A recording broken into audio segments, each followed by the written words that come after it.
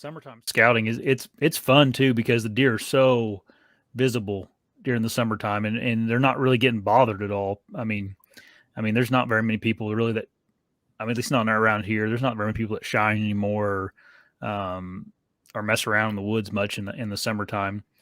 I always think of it like in the springtime. I usually try to find where the bucks are living, and then in the summer, I'm trying to find what the bucks look like. Mm-hmm. Um, I mean, you can. I've said this 100 times. Like a good night of spotting, uh, spotlight, and we won't talk about spotlighting all night because I know a lot of people can't.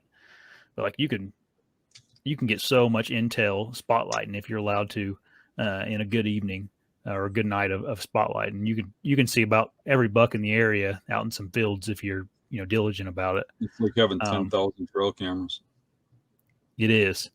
Um, there's a one area I spotlight that's kind of around some public I hunt, and I think the one night I saw like 20 different bucks out there, and that's there's not that 20 different rack bucks, decent bucks, and that's there's not that many more than that in the area.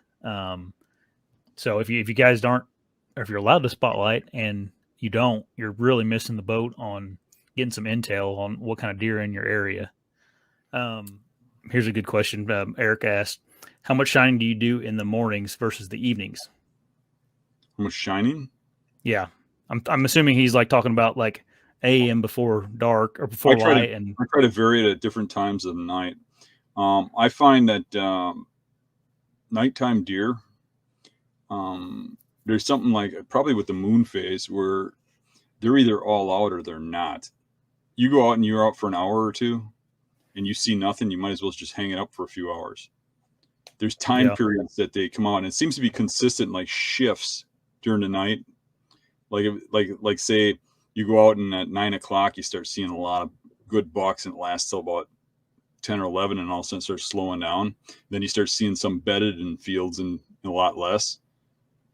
And then the next day, maybe 9:30 or 10. And the next day after that, it's like 11. There seems to be this shift. And sometimes the mornings are real good. Sometimes the evenings are real good.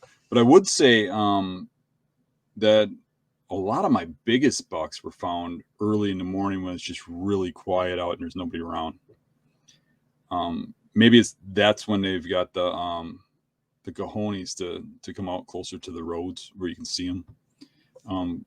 But yeah, probably I would say that 2 to 4 a.m. range has been a pretty good time to find some really big bucks, and I like it closer to morning. So I like hitting them right after dark and closer to morning because it gives you more of a concept of where they are in daylight.